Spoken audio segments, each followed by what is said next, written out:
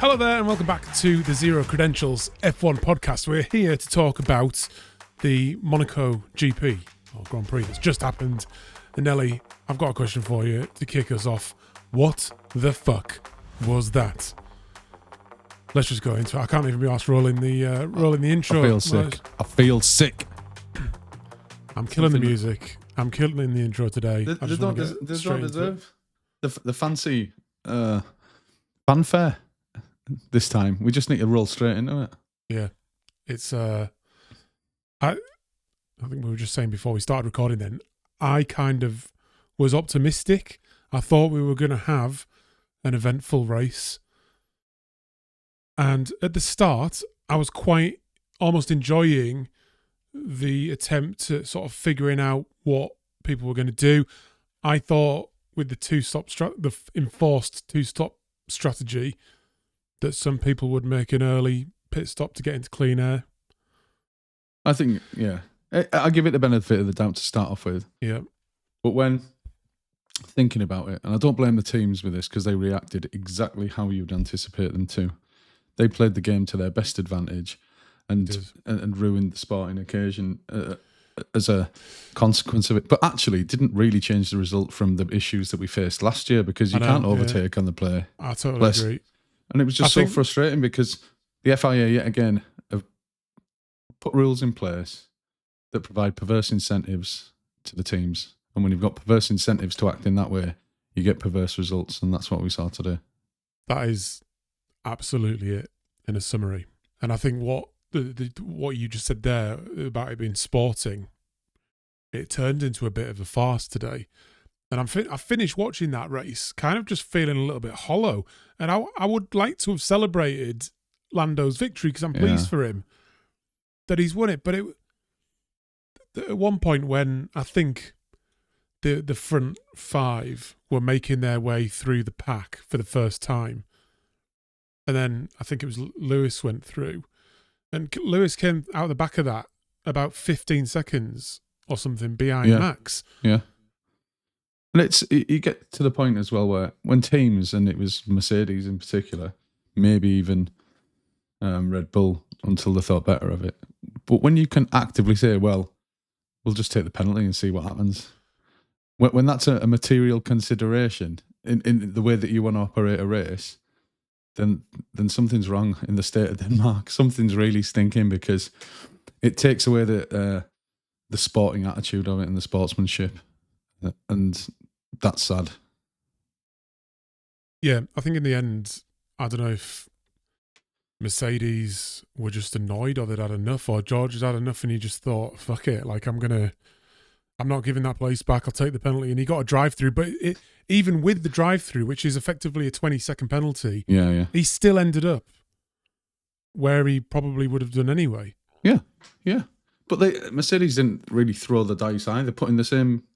both drivers on the same strategy was odd to start off with.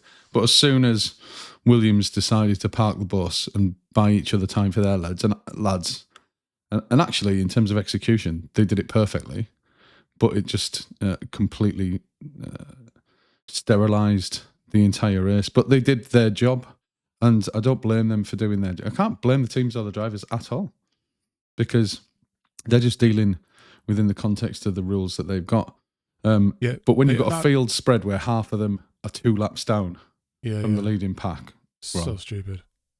I mean, that's what Jimmy V even said that when they sort of cut to him, didn't they? He's saying, I don't want to go racing like this, but this is what the regulations have created. And like you say, it's just a perverse incentive that they've all followed. I'm a little bit disappointed that not a few more of them went for a more positive kind of strategy of... I mean, Sonoda didn't need to start with. Yeah, went in on the end of the first lap. And they were all racing each other, I suppose, because the front five quite quickly ended up in clear air, didn't they? Yeah. But this is a part of the sport I don't like in terms of the waiting for a red flag, hoping for a safety car, hoping for a VSC. Yeah.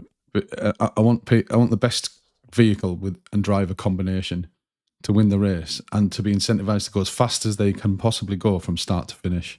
That's what I want to see. Yeah, I want to see them burn the tits off those things. Absolutely. We've been treated to, in the mainstream sort of media coverage of it, we've been treated all weekend to saying how special Monaco is, how amazing Monaco is. But yet again, from a fan perspective, it's one of the most farcical races I think I've ever seen. Yeah. And we've seen some dodgy ones with rain sort of cancelling it and the race not even going ahead, but I can't remember which race that was, maybe Spa or Brazil or something. But it was just shit. And I feel robbed of a Formula One weekend. But they have all this technology, and they have all these predictive softwares and everything like that, and all the teams use simulators. Why can't they put an idea like this through a race simulator to see what the team, to see what permutations of team, play war games with any adaptations that they're thinking of making? Because we get enough AI adverts during the F1, don't we? Bezos was there. Yeah, exactly. Did they not use some AI to run some scenarios there? Yeah, because I mean, the only one that really benefited from the strategy decision was, I suppose, Hadjar, Ocon. Hamilton jumped. He jumped 2 spots, didn't he? Yeah. Well, Alonso dropped out as well.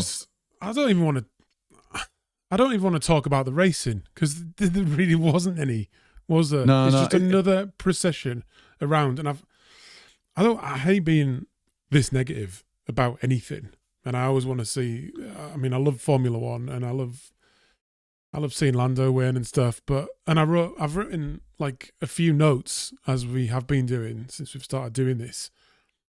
But I think it's probably the last one that is the most. Is the only one I want to say to you is that you can't polish a turd. Yeah, that's it. They're desperate to fiddle with it. Stop fiddling with it. Accept it.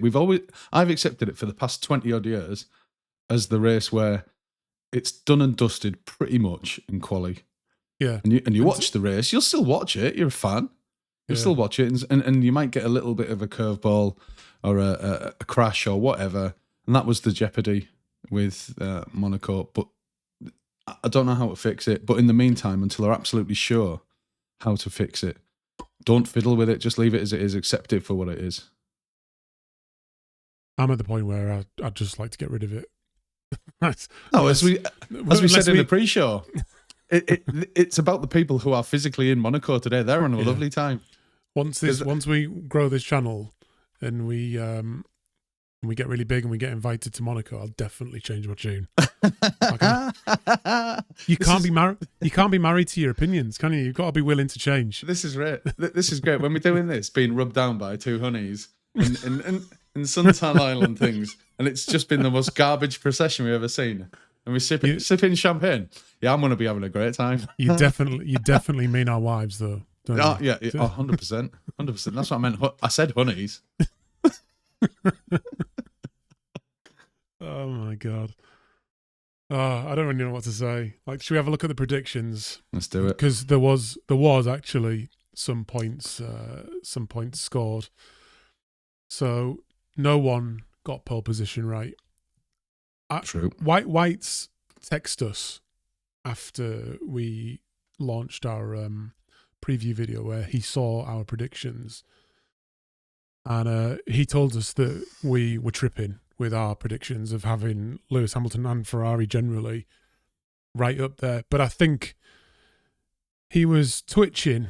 He was twitching at one point because he was worried, because obviously we got it a little bit wrong, but our prediction that Ferrari were going to be fast was bang on. Yeah. McLaren and Ferrari, sure. Yeah, so obviously no one got any points for pole, no one got any points for the first place, none for second, but you and I did get a point for predicting that Oscar Piastri would be third. Oh, yes. And then no one got fourth or fifth right either, which means that White's has unfortunately still not got off duck. Big fat hairy duck. I'm pretty confused because prior to this, I really respected his opinion. I know, yeah. And now he knows fuck all. I think even in the first show, I said he had some really interesting insight about Yeah. F1. He's clearly full of shit, though, isn't he? It's unfair. He's not here to defend himself. He's a top bloke. He's a top bloke. I love him dearly. Yeah. So that's we'll go through the total. We'll tot it up in the next show. Any positives in there at all? I thought Hadjar did a job. Yeah, he does well. I've been saying this for a few weeks. I'm quite excited about where he's getting to.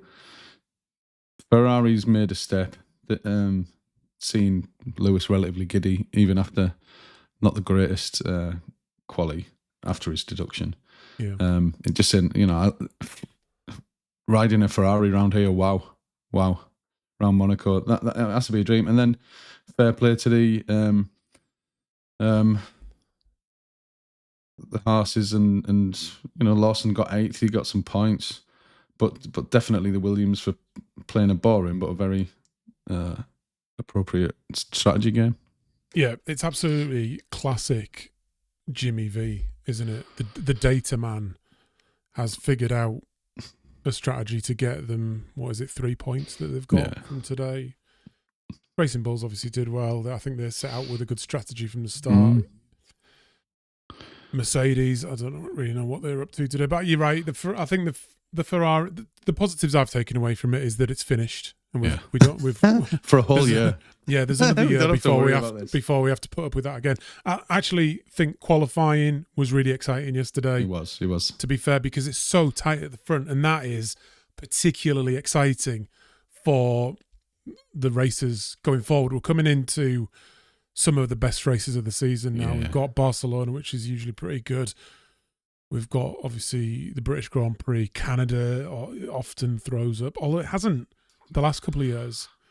I think it can do. It's subject to weather, that one. It is, yeah. And I mean, is it 2012, whenever Jenson Button won that race, was one of the best of all time, I think. And that was in Canada. The Wall of Champions always adds a bit of jeopardy.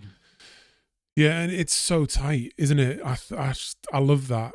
And I think that this weekend has kind of really reaffirmed how close the top of the field is. And if Ferrari are now back into it on the evidence of the last 2 races, I think the rest of the season is going to be absolutely thrilling, isn't it? Yeah, solid race pace. Still need to do some work on quali, but even at Monaco they qualified extremely well.